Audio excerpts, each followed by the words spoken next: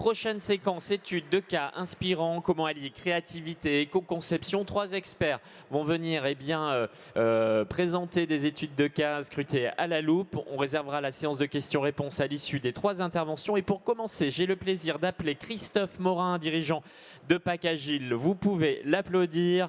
Le thème, la recherche d'alternatives recyclables dans le domaine des films souples barrières. Christophe, vous êtes expert packaging, vous accompagnez les utilisateurs d'emballage dans leur démarche d'éco-conception, de recyclo-conception et d'innovation. PAC Agile, une structure qui est aussi un organisme de recherche privé, accrédité de façon à avoir droit au crédit impôt recherche. Tout à fait. Et vous pilotez un projet de recherche justement dans le but de développer une méthode d'évaluation de la recyclabilité des emballages plastiques dans les filières françaises. C'est voilà, un thème prometteur.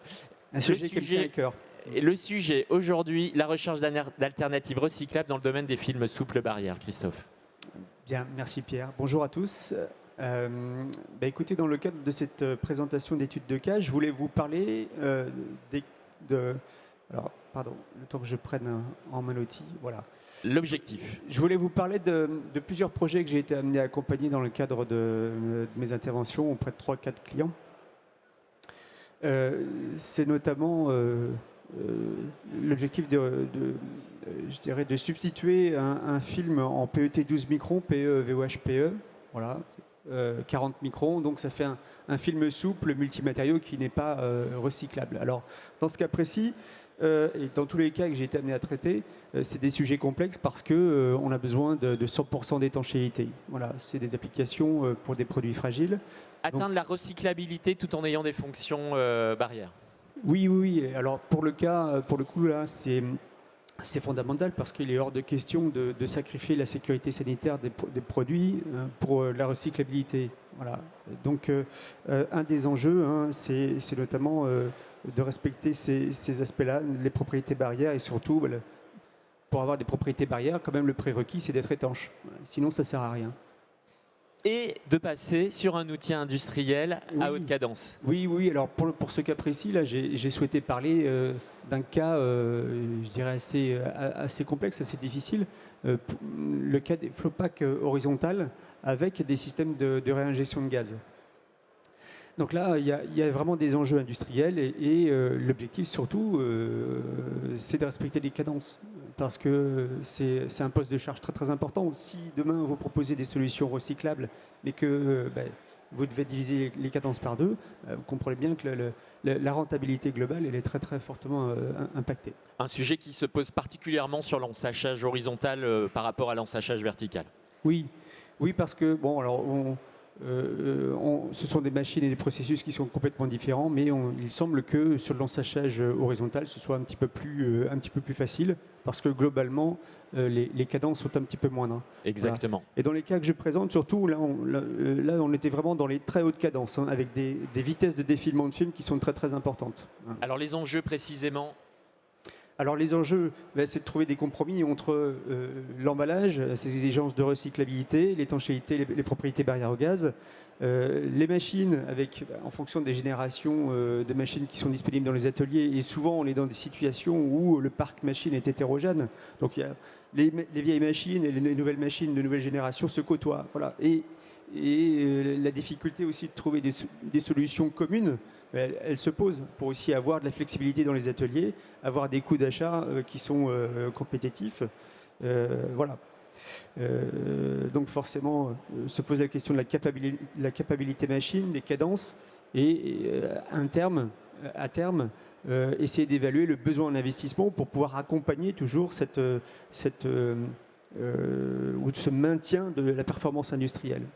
J'entends que si on vient justement par les machines, ça veut dire qu'il faut faire d'abord un diagnostic précis de ce parc machine potentiellement hétérogène. Oui, alors juste pour finaliser, je rappelle là que pour ces études de cas, à chaque fois, le produit est hypersensible. Hein, donc l'idée aussi, c'est surtout pas de dégrader la durée de vie.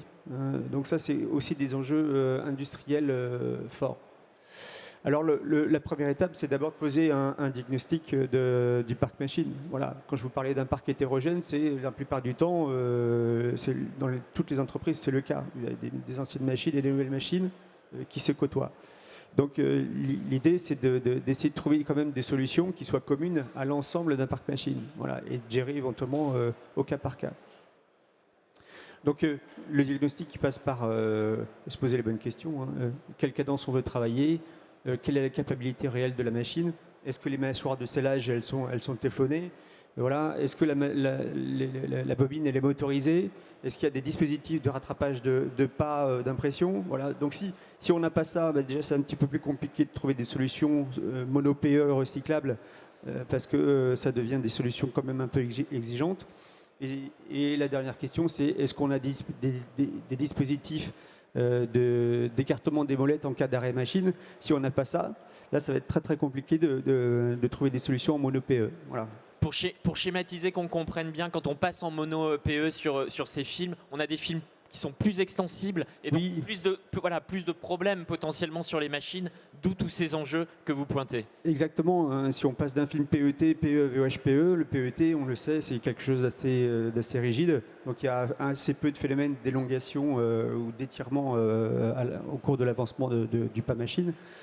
Par contre, tous les polyoléphiles sont nettement plus souples, même si on compense un petit peu les épaisseurs pour essayer d'avoir un comportement à peu près équivalent au niveau de l'étirement.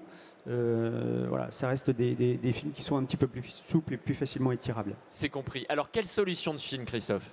Alors, le but du jeu, ça va être de trouver, je dirais, des matériaux qui sont compatibles les uns aux autres dans les filières de recyclage qu'on va essayer de cibler. Et on va essayer de jouer sur les structures, sur les épaisseurs. Alors là, dans le cas précis, on peut se dire, bah, tiens, je vais raisonner film imprimé. Donc, en particulier, film imprimé cello émail. Donc, le film, il se compose de quoi? D'un film support qui sera imprimé et puis d'un soudant qui sera co-extrudé. Voilà, alors quel qu'il soit. Et le but du jeu, pour pouvoir essayer de trouver, je dirais, le meilleur compromis dans tout ça, ça va être d'identifier des matériaux qui ont une différence de température de fusion la plus grande possible pour avoir des fenêtres de travail les plus confortables possibles. C'est ce qui permet effectivement la meilleure scellabilité et donc oui, plus grande latitude de réglage. Voilà, c'est ça. Hein. L'objectif, c'est d'avoir une meilleure souplesse dans les réglages et surtout permettre d'avoir un réglage de plus en plus fin hein, pour pouvoir notamment tenir les objectifs de cadence, tenir les objectifs d'étanchéité. Mais alors comment on fait avec du mono PE? Alors voilà, comment on fait? Il faut aller regarder sur les sites du COTREP, hein, Là, on va dans le détail, effectivement. Voilà. On a vu la méthodologie, voilà le résultat du tableau COTREP. Voilà, donc il faut aller regarder les recommandations du COTREP sur le PE souple. Hein, donc on peut mettre dans le film du PEBD, du PE, des PE orientés. Et puis forcément, il faut accompagner les propriétés barrières du matériau. Donc on va essayer de mettre de l'EVOH, des couches SIOX ou Holox. Voilà. En regardant ce tableau qui est une mine d'informations très très importante, ça nous permet d'envisager les meilleures compositions possibles pour la filière de recyclage PE souple. Et du coup, est-ce qu'il y a eu des surprises de votre regard d'expert dans ce tableau, ou en tout cas des points qui vous posent des vraies questions pratiques? Alors, pour ce qui est de la filière PE souple, hein, le tableau il existe depuis déjà quelques temps, hein, ça fait un petit peu plus d'un an. Par contre, là, c'est plus récent. Hein. Là, c'est le tableau de la filière PP et PE souple. Une des surprises, alors si c'en était une, hein, c'était la question du matériau majoritaire. Voilà. Lorsqu'on veut mettre un film complexe sur le marché, vous avez le film support et le film soudant. Et souvent, il faut un soudant qui est souvent plus important, plus épais que le matériau support pour avoir un confort dans la répartition matière et avoir de l'étanchéité à 100%. Voilà. Donc, ce qui fait que si on propose un film complexe PP, PE, VEHPE, souvent on va se retrouver dans une situation qui sera efficace, mais qui sera avec un PE qui sera majoritaire. Voilà. Ah oui, d'accord. Et donc, si le PE est majoritaire, il n'est pas éligible à la filière de recyclage des polyoléphines, voilà, tel que c'est écrit dans le texte, selon les recommandations du COTREP. Donc ça peut poser un problème, en tout cas, dans la mise au point de ce genre de solution. Il faut faire preuve de créativité, du coup. Voilà, c'est exactement là la créativité. Il faut essayer d'être surtout intuitif, inventif, ingénieux pour aller chercher ses fournisseurs, les challenger, surtout quand les solutions standards elles ne fonctionnent pas. Voilà. Donc l'idée c'est de trouver un moyen pour réinventer les futurs standards de demain qui répondent à la fois aux exigences industrielles, aux exigences d'étanchéité et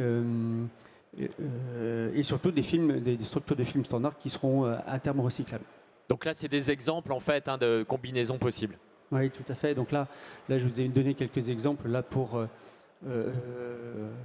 différentes combinaisons pour les films mono-PE. Alors ce qui marche bien, c'est les BOPE 25 microns avec un soudant ici PE, VOH PE, et souvent avec des PE qui ont un très bas point de fusion. Ça marche bien pour les nouvelles générations de machines. Ça marche un peu moins bien avec les machines un petit peu moins récentes. Souvent, pour celles-ci, on est obligé de réduire un petit peu les cadences, donc ça c'est un petit peu gênant. Je vous disais oui, les films PPPE avec PE majoritaire, ça marche bien dans la plupart des cas. Voilà, on va avoir des OPE 20 microns, pardon, des OPP 20 microns avec PE, VHPE, bas point de fusion. Donc on aura des épaisseurs globales de l'ordre de 55 à 65 microns. Voilà. D'accord. Donc l'idée c'est d'essayer d'optimiser toujours les épaisseurs parce que plus on a une épaisseur qui est importante, plus on a de la résistance à la transmission de chaleur et plus il nous faut un temps de contact important pour avoir une bonne soudure. Et oui. Voilà, donc tout ça ce sont encore une fois des équilibres à trouver. Il y a du mono-PP aussi qui peut se faire, mais ce qu'on a constaté souvent avec les partenaires, c'est qu'il fallait une pression de scellage qui était beaucoup plus importante. Or, la pression de scellage à régler dans les machines, c'est donc une pression mécanique et ça nécessite des temps d'intervention de maintenance qui sont très très importants. Donc dans une situation transitoire, c'est difficile à aménager, c'est très très difficile à mettre en place. Difficile de toucher ce paramètre. J'entends qu'il reste effectivement, il demeure des incertitudes, Christophe. Oui, alors la question de la recyclabilité et de l'éco-conception, alors là, sur ce cas précis, faire la chasse aux épaisseurs, réduire les épaisseurs, c'est compliqué. Voilà. Passer d'un film non recyclable à base de PET vers un film recyclable, on est systématiquement obligé d'augmenter les épaisseurs. Voilà. Donc, on a un rapport poids d'emballage recyclable qui est plutôt en défaveur dans ce cas précis. Exactement. Alors, quelles recommandations fort de ce... Alors, il y a encore des incertitudes. Hein. C'est suite, je dirais, à la réglementation PPWR. Demain, il y a la règle du matériau majoritaire, c'est 50% aujourd'hui en France. Demain, ce sera 70%. Donc, demain, avoir des films recyclables, polyoléfines, d'abord, ce sera 70% de quoi? De polyoléfines ou de PP. Donc ça change un petit peu la donne et la conception qu'on peut se faire du futur film recyclable, performant, barrière, recyclable. Donc ça, il faudra effectivement attendre le PPWR et puis sa traduction en recommandation. Oui. À ce stade, quelles recommandations, Christophe? Alors, déjà, c'est difficile d'avancer si on n'a pas les engagements forts de tous les acteurs. Ça veut dire la direction, ça veut dire les chefs de projet, bien évidemment, les fournisseurs pour qu'ils puissent vraiment être force de proposition dans les montages techniques, la maintenance et les fournisseurs de machines pour pouvoir implémenter et proposer des solutions techniques pour implémenter et remettre à niveau les machines. Également, ce que je constate aussi, c'est dommage, on a tendance, dans l'accompagnement du changement de la part de la qualité, d'être trop exigeant en termes d'étanchéité. Voilà, vous avez des systèmes de contrôle d'étanchéité dans les ateliers, les cloches sous vide, les cloches à bulles, etc., où souvent on essaie de contrôler à moins 800 millibars. Donc vous vous rendez compte, c'est énorme comme niveau de contrôle. Donc simplement appliquer une dépression de l'ordre de 400 millibars ou 500 millibars. 500 millibars, ça double le volume de gaz à l'intérieur de la poche. Donc c'est déjà suffisamment très contraignant sur les soudures. Donc c'est déjà un niveau de contrôle qui est largement suffisant. Et puis enfin, j'ai envie de vous dire, faites des analyses DSC. Alors qu'est-ce que c'est qu'une DSC? C'est une analyse que vous faites en laboratoire et qui vous permet d'identifier le profil thermique de votre matériau. Voilà. Comme ça, vous identifiez les différents points de fusion des différentes couches de matériaux, les différents points de recristallisation. Voilà. Donc, éventuellement, si vous voulez référencer plusieurs films, vous pouvez comparer certains films par rapport à d'autres et essayer d'identifier des films au sourcing qui soient les plus proches possibles. C'est ça, la DSC calorimétrie différentielle par balayage. Exactement. Et on va trouver la température de fusion des films. On n'a pas toujours l'info de la part des fournisseurs. On l'a jamais même. Et donc du coup, cette information, on a vu pour eh bien, la mise en pratique industrielle, elle est essentielle, d'où l'intérêt de ces analyses, Christophe. Oui, tout à fait. En conclusion, Christophe, c'est fini. Et en conclusion, j'ai terminé. C'est fini, tout simplement. On va l'applaudir pour cet exemple. Un exemple de méthodologie pour avancer. Exactement, et qui nous montre la réalité de l'éco-conception dès lors qu'on la met en œuvre sur le plan industriel. Vraiment un témoignage très intéressant et qui montre l'expertise nécessaire. Christophe, vous restez avec nous.